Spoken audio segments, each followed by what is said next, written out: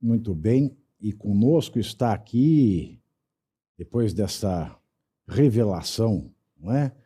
Que deixa a gente de cabelo em pé, né? Todos os cabelos. Praticamente o James Bond aqui do Metrópolis. Sam Puncher. Sam, como é que você está, meu querido? Você está bem? Oi, Pavinato, tudo bem? Como é, Olha, a como gente é tá que numa foram correria seus aqui, a dias gente lá sempre tá no. É atrás. Taiaiá ou Taiaia? Olha, é Taiaiá. A gente teve esse debate, eu e a Valentina Moreira, que estávamos cobrindo essa história sobre como pronunciar, mas pelos funcionários, pelo que os funcionários disseram, é Taiaiá mesmo. Mas é um nome meio complicadinho, né? Mas, enfim, foram 2 dias, né? Que foram bem intensos, assim, no sentido de fazer uma imersão ali, tentar entender o que de fato acontece ali. É um local bastante reservado até ah, geograficamente, é difícil de chegar lá se você não vai de helicóptero, por exemplo. Como é que é Então, o foram dias bem. fluxo, o público que frequenta? É um resort cheio? É um resort para que tipo, para qual perfil? Classe A, B, C, D? Como é que funciona ali? Então, a gente chegou lá domingo à noite. E aí a gente ficou até a terça-feira. Domingo à noite tem o movimento de esvaziamento, que são as pessoas voltando para casa, enfim, voltando para cidades maiores, né? Ribeirão Claro é uma cidade muito pequena, ali tem 12 mil habitantes. Então a gente chegou, a gente passou uma segunda lá, foi uma segunda bem vazia, que foi positivo por um lado, porque a gente conseguiu conversar com os funcionários ali, entender melhor como funciona. E na terça-feira começou já a encher um pouco mais, então já tinham mais quartos ocupados ali, pelo que a gente percebeu. Mas não é um hotel cheio. As diárias também eu achei que são um pouco, considerando que o hotel entrega, no sentido não só de localização, mas assim, as próprias dependências do hotel ali, a diária é um pouco salgada, pelo menos essa foi a minha impressão. Quanto foi a diária de Então, vocês? olha, 2 diárias foram cerca de R$ 5.000. Então é um preço bem alto assim para um resort que é no interior do Paraná ali, de difícil chegada, como eu disse, e que não tem tantas atrações ali. Não sei se você já ficou em algum resort, mas quem está assistindo que já ficou sabe que um dos principais ativos são as atrações, e ali não é o principal. A impressão que dá é que realmente foi construído para ser um local isolado, assim. Eu tenho pavor de resort. Eu acho que o terceiro segredo de Fátima, quando ela mostrou o inferno para os pastorinhos, era um resort, Uhum. né? Cheio de criança Pode correndo. ser uma espécie de purgatório, né? Alguma coisa assim. Pode ser também. Agora, ninguém reconheceu vocês, né? Vocês ali Não, transitaram a gente. Então, tranquilamente. a gente meio que assumiu um disfarce ali, né? Então, a Como gente é tinha que alguns você estava? códigos, Como as é que você coordenadas. se disfarça, Sam? De peruca? Não, então, tinha alguns códigos. Então, por exemplo, a Valentina nunca me chamava de Sam, me chamava de Samuel, que é uma coisa que é mais difícil das pessoas associarem. Mas também, assim, acho que a própria. Por ser o pessoal que trabalha ali é um pessoal mais do interior, talvez eles não são tão ligados assim no Certo. que, enfim, esses nomes e tal. Então, acho que foi mais fácil disfarçar por causa disso também. Agora, o que me chocou muito, né, foi a questão do cassino. A gente sabe da questão dos caça-níqueis no Brasil, mas a questão de descaradamente nós termos jogos ilegais e um cassino frequentado por crianças. Pelas imagens que você forneceu, as mesas elas têm, como qualquer cassino, cinzeiros, porque fuma-se em cassino. Fuma-se no cassino do Taiaiá também, porque fumar em ambiente fechado é proibido em todo o Brasil.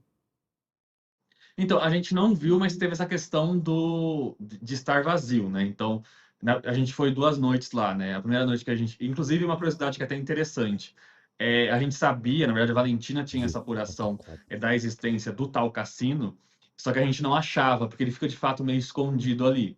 E aí a gente foi, de novo, nesse disfarce de estar ali só passeando, conversando com alguns turistas que estavam ali. A gente conversou com um casal, eles não sabiam da existência, mas a criança que estava com eles sabia. A criança falou: Não, tem sim, é em tal lugar.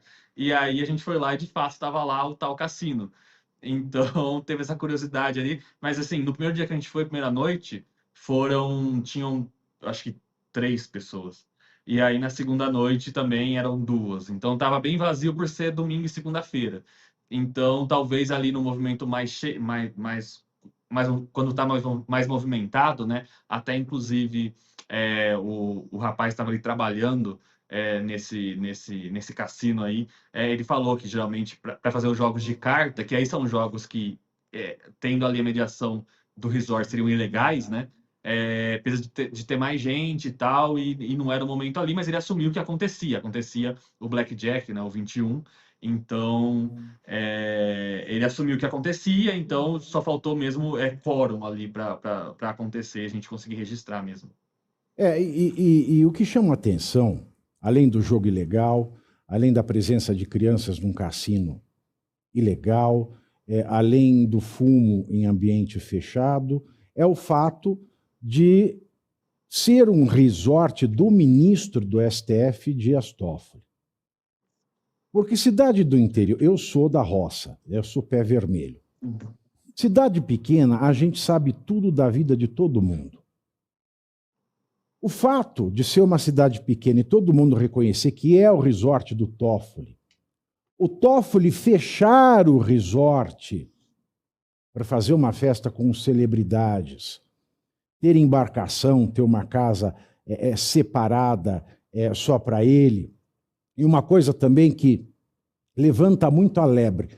Anteontem, o Lauro Jardim, do Globo, ele disse que enquanto Brasília pegava fogo, o Toffoli estava num resort em Ushuaia, na Argentina.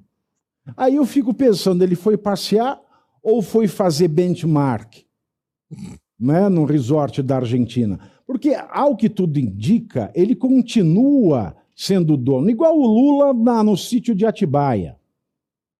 O Toffoli continua frequentando e sendo reconhecido como dono. E por que isso vai ganhando contorno? Porque agora à noite o Estado de São Paulo foi atrás dos interesses que aparecem nas empresas que venderam o Taiaiá. A sede da empresa que vendeu é a casa de um dos irmãos do Toffoli. A cunhada atendeu. A casa estava caindo aos pedaços e ela falou para a reportagem: olha a situação dessa casa, eu não tenho dinheiro nem para arrumar a casa. Então, essa é a sede da empresa que transferiu 33 milhões para as Ilhas Virgens Britânicas nessa semana.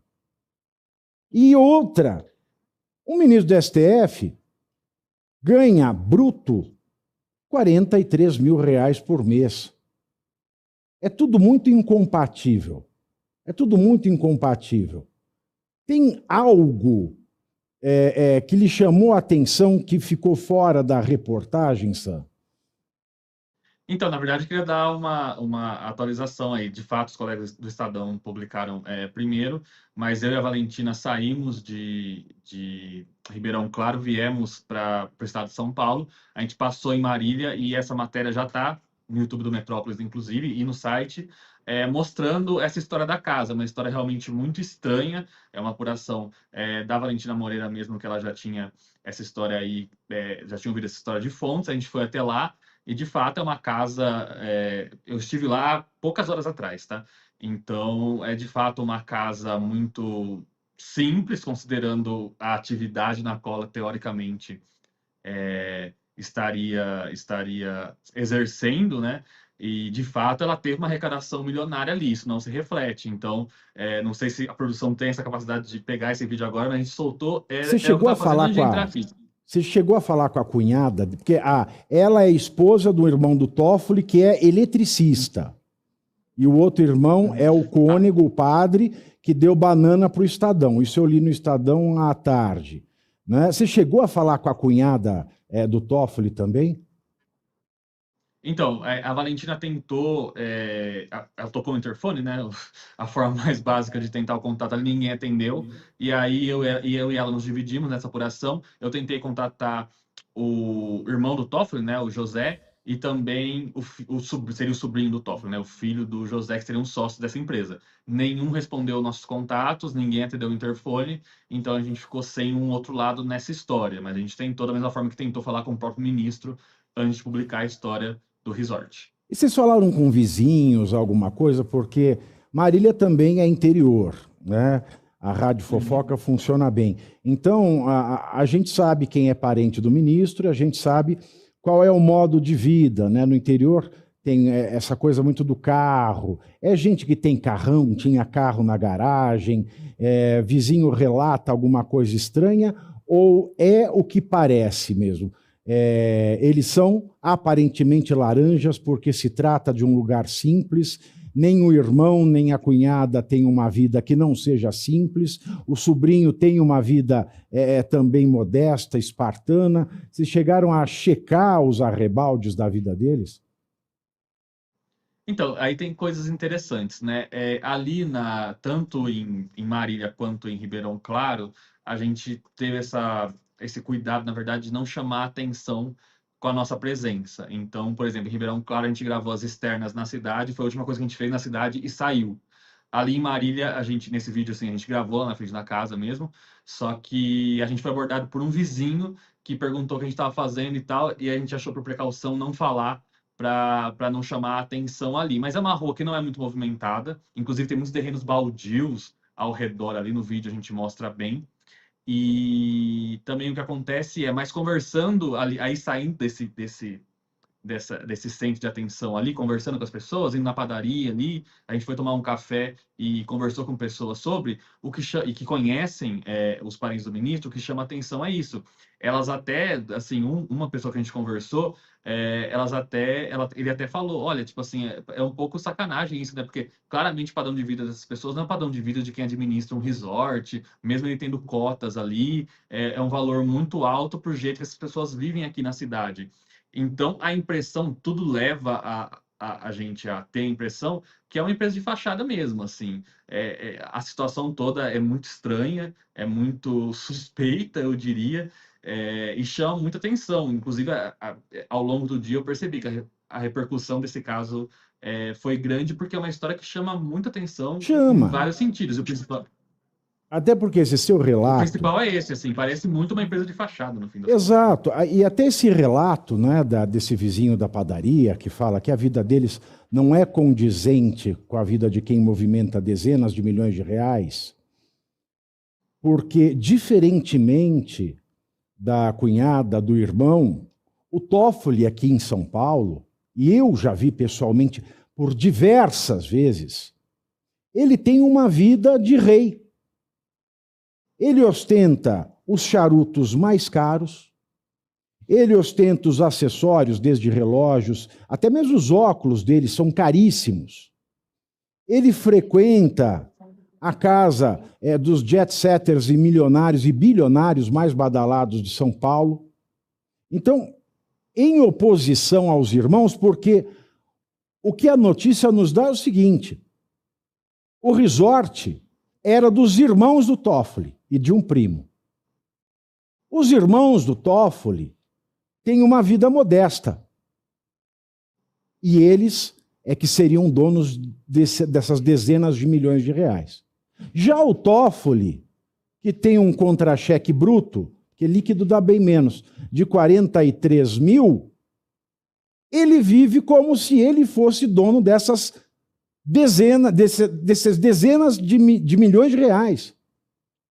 É muito louco isso, quando a gente vê a realidade da vida dos irmãos e a fala da cunhada para a reportagem do Estadão, para mim foi muito marcante.